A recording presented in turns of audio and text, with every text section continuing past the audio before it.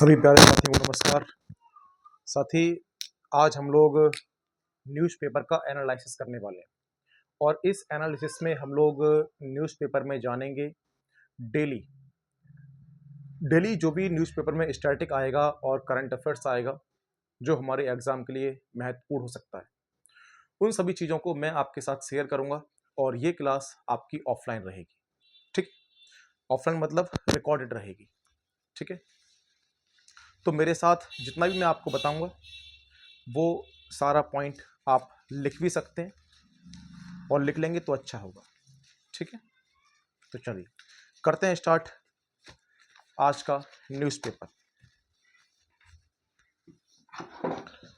तो सबसे पहली चीज़ तो आप सबको मालूम होगा, हमारे प्रधानमंत्री जी नरेंद्र मोदी काफ़ी देशों की उन्होंने यात्रा की और अभी वर्तमान में 3 देशों के लिए ये रवाना हुए हैं और वर्तमान में 3 देशों की यात्रा करेंगे तो उन्हीं के बारे में लिखेंगे। लिखना प्रधानमंत्री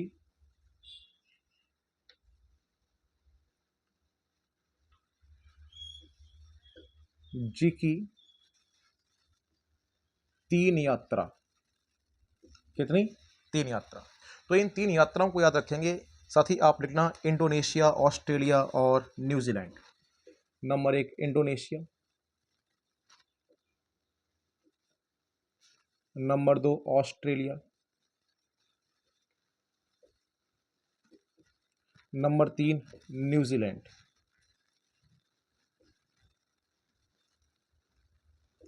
तो हमारे नरेंद्र मोदी साहब 3 देशों में अभी रवाना हुए हैं और ये समझौता करके आएंगे वहाँ पे। अभी वर्तमान में जो चल रहे हैं, वर्तमान में इंडोनेशिया में है और इंडोनेशिया से हमें क्या मिला है? नरेंद्र मोदी जी को, प्रधानमंत्री जी को अवार्ड मिला है, इंडोनेशिया का सर्वश्रेष्ठ सम्मान। तो सती वहीं बात करें कि इंडोनेशिया के जकार्ता में प्रोबोवो राष्ट्रपति का नाम है, प्रोबोवो। तो लिखना इंडोनेशिया के जकार्ता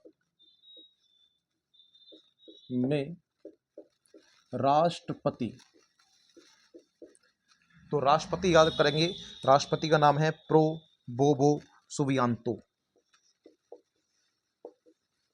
प्रोबोवो सुबियांतो, सुबियांतो नाम याद कर लेंगे, प्रोबोवो सुबियांतो। इन्होंने हमारे राष्ट्रपति जी का, हमारे प्रधानमंत्री जी का सम्मान किया, इन्हें रिसीव किया एयरपोर्ट से। वहीं एयरपोर्ट से रिसीव करने के बाद आप सबको थोड़ा सा ध्यान रखना है कि इंडोनेशिया की राजधानी क्या है। अब ऐसे क्वेश्चन बन जाएंगे। तो इंडोनेशिया की राजधानी पहले जकार्ता हुआ करती थी, लेकिन वर्तमान में नुसंतारा है ना। तो वर्तमान में नुसंतारा है और जिसको पता होगा एक बार कमेंट बॉक्स में जरूर आप लिखेंगे। वहीं एक घटना और हुई कि हमें सम्मान मिला और उस सम्मान को मैं आपके सामने शेयर करना चाहूँगा। सम्मान का नाम क्या था?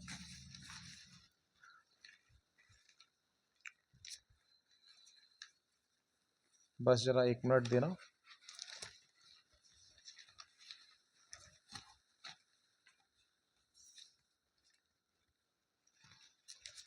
तो लिखेंगे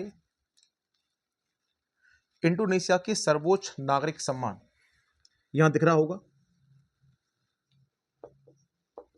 इंडोनेशिया के सर्वोच्च नागरिक सम्मान। अगर कोई पूछेगा इंडोनेशिया का सर्वोच्च नागरिक सम्मान क्या है, आप कहना वितांग आदि पूर्णा। क्या नाम है? वितांग, वितांग आदि पूर्णा। आदि पूर्णा से सम्मानित किया गया।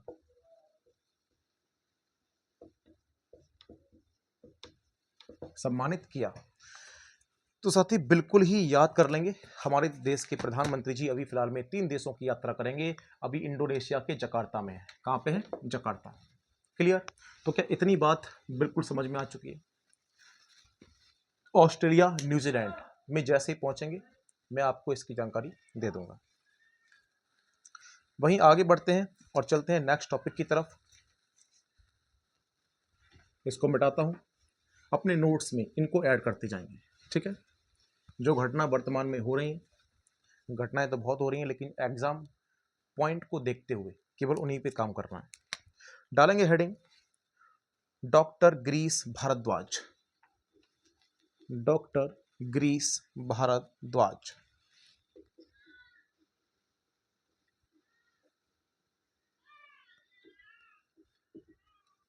साथ ही डॉक्टर ग्रीस भारद्वाज की बात करें तो ये कौन थे? तो इन्हें भारत के सेतु के नाम से जाना जाता था।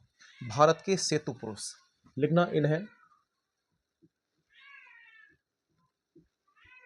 भारत का सेतु पुरुष कहा जाता था।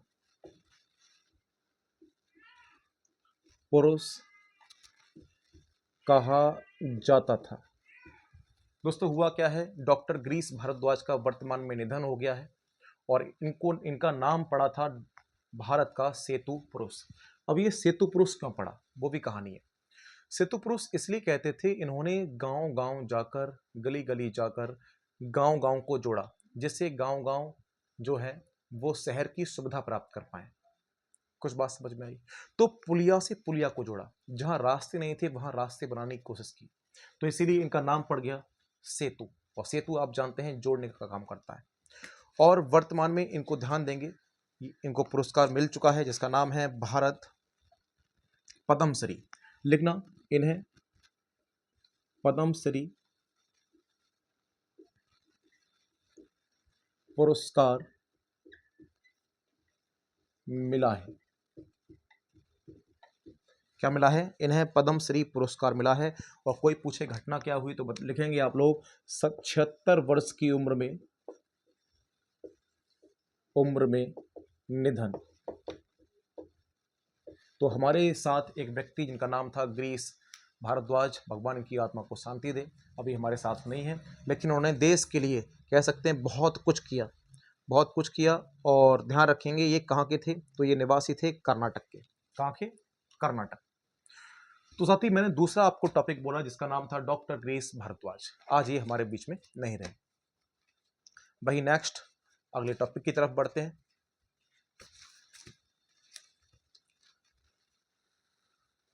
लिखेंगे इंडोनेशिया भारत से ब्रह्मोस मिसाइलें खरीदेगा। अगर कोई पूछे, अभी जो समझौता हुआ उस समझौते में जो हमारे नरेंद्र मोदी जी प्रधानमंत्री जी गए हुए हैं कहाँ पर? इंडोनेशिया में। तो इंडोनेशिया ने हमसे समझौता किया है कि हम जो है आपसे ब्रह्मोस मिसाइल खरीदेंगे। पहले हम ब्रह्मोस मिसाइल रूस से खरीदते थे, आज देखिए ब्रह्मोस मिसाइल जो है इंडोनेशिया हमसे खरीदेगा। तो लिखना, इंडोनेशिया भारत से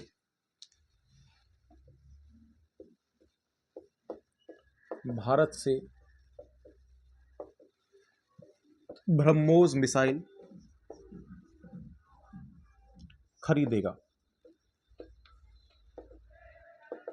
क्या करेगा?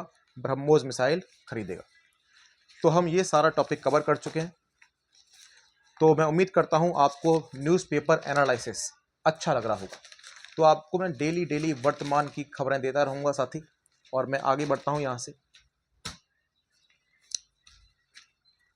हमने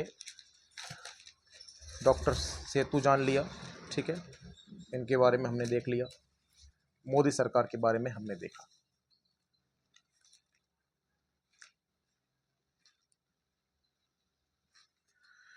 अब थोड़े से उन क्वेश्चन की चर्चा कर लेते हैं जो क्वेश्चन हमारे न्यूज़पेपर में आए दिन दिए जाते हैं। तो उन क्वेश्चनों को मेरे साथ लिखेंगे और उनके आंसर भी आप तय करेंगे। लिखें, राष्ट्रपति द्रौपदी मुर्मू द्वारा जून 2026 को कितने लोगों को पद्म पुरस्कार से सम्मानित किया गया? लिखना, राष्ट्रपति द्वारा जून 2026 में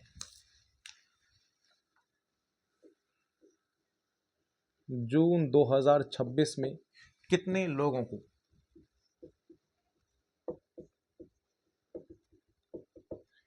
लोगों को पद्मश्री पुरस्कार मिला? अगर कोई पूछेगा पद्मश्री पुरस्कार कितने लोगों को मिला या फिर पद्म पुरस्कार, लिखना पद्म पुरस्कार, पद्मश्री नहीं पद्म पुरस्कार। पद्म पुरस्कार में सब आ जाएंगे, ठीक है। पद्म पुरस्कार कितने लोगों को मिला? तो आप साथी बताएंगे 65। कितना? 65 लोगों को सम्मानित किया गया है पद्म पुरस्कारों से। मैं उम्मीद करता हूं ये जानकारी आपको बहुत अच्छी लगी होगी। वर्तमान में पद्म पुरस्कार कितने? तो 65 लोगों को सम्मानित किया गया। इतनी बात क्लियर। अगला, बालम खीरा किस राज्य से संबंधित है? क्वेश्चन अगर लिखें बालम खीरा किस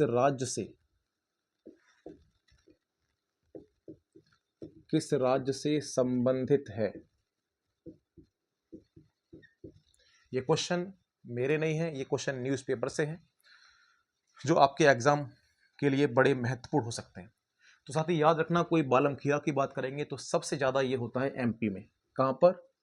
एमपी, मध्य प्रदेश। क्लियर है। अगला क्वेश्चन लिखो, फ्रांसवा एंगस्ट को किस क्षेत्र में नोबेल पुरस्कार से सम्मानित किया गया? लिखना बहुत ही इंपोर्टेंट, फ्रांसवा एंगलर्ट। ये क्वेश्चन एग्जाम में आएगा, 100% आएगा। एंगलर्ट को किस नोबेल पुरस्कार से सम्मानित किया गया?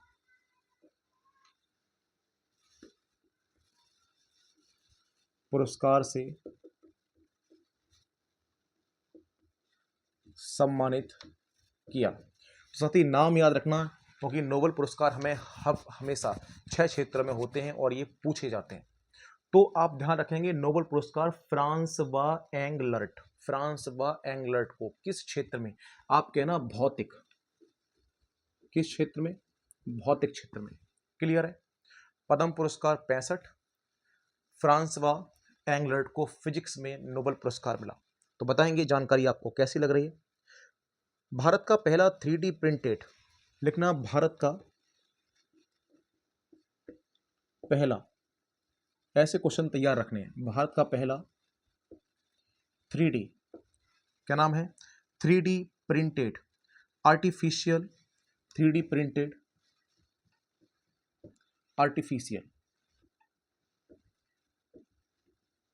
आर्टिफिशियल रीफ मॉड्यूल किस राज्य में लगाया गया? रीफ मॉड्यूल किस राज्य में लगाया? किस राज्य में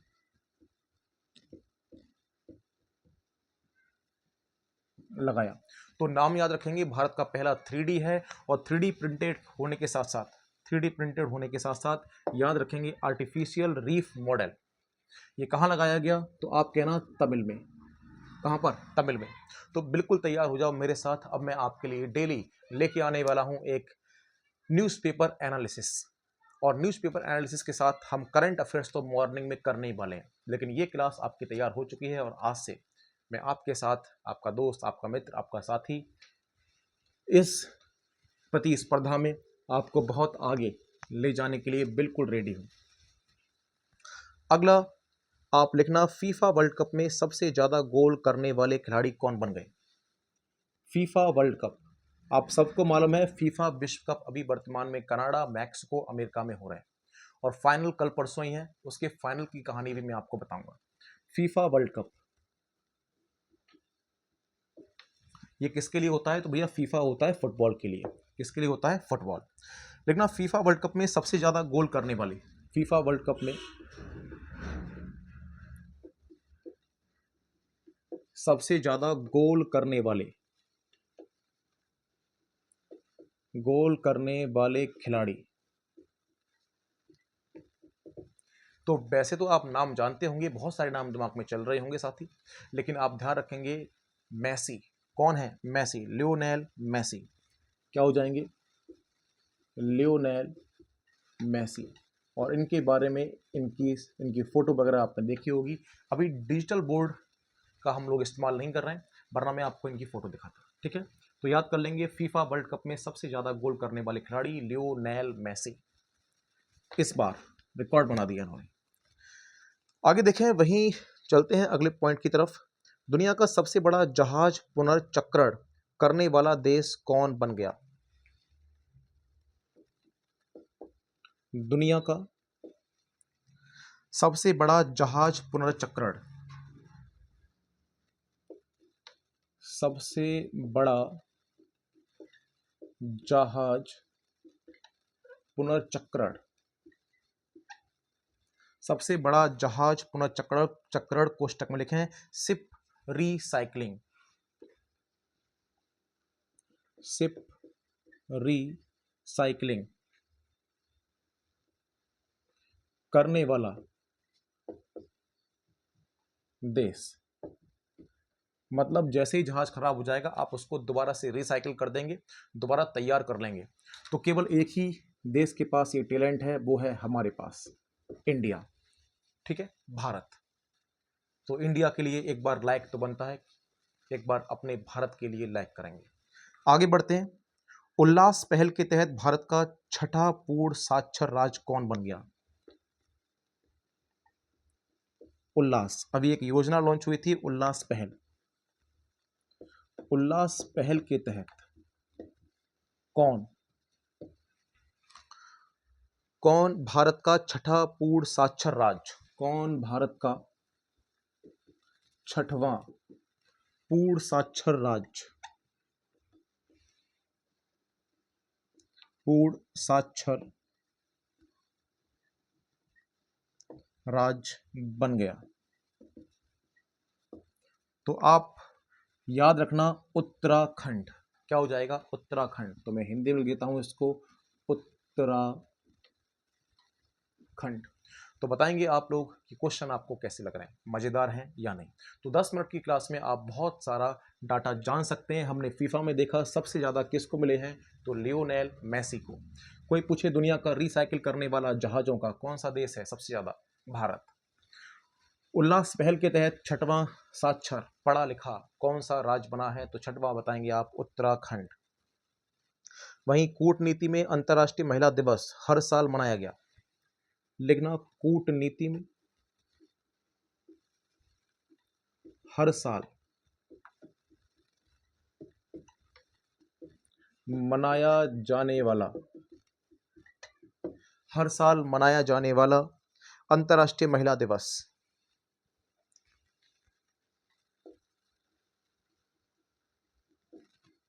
अंतर्राष्ट्रीय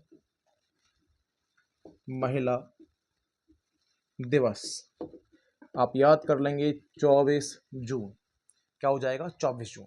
कूटनीति, तो कूटनीति में कूटनीति में अंतर्राष्ट्रीय महिला दिवस, आपको डेट याद रखनी है 24 जून। अभी जून निकल के गई है, तो 24 जून को हमने अंतर्राष्ट्रीय महिला दिवस मनाया। वहीं आगे देखें तो Chennai petroleum corporation limited Bharat की कौन सी नवरत्न कंपनी बनी? तो क्वेश्चन आ सकता है, वेरी वेरी इंपोर्टेंट। लिखना Chennai petroleum corporation, Chennai petroleum corporation corporation limited Bharat की कौन सी नवरत्न कंपनी बनी? नवरत्न कंपनी बनी, तो आप बताएंगे 28वीं। तो वर्तमान में 28वीं भारत की नवरत्न कंपनी, 9 रत्न, पहले 9 ही रत्न थे, लेकिन आप धीमे धीमे 11, 12, 10, 20, 30 हो गए, उसके बाद 28 तक। 28वीं वर्तमान में बनी कौन? चेन्नई। तो साथ ही आप बताएंगे कैसा लगा आपको ये सारे के सारे क्वेश्चन। एक लास्ट, और ये सब न्यूज़पेपर एनालिसिस खत्म, और फिर कल जानेंगे हम इससे आगे नेक्स्ट टॉपिक। ठीक है, तो लिखना एक लास्ट क्वेश्चन को, भारतीय तटरक्षक बल में शामिल पहले स्वदेशी, भारतीय तटरक्षक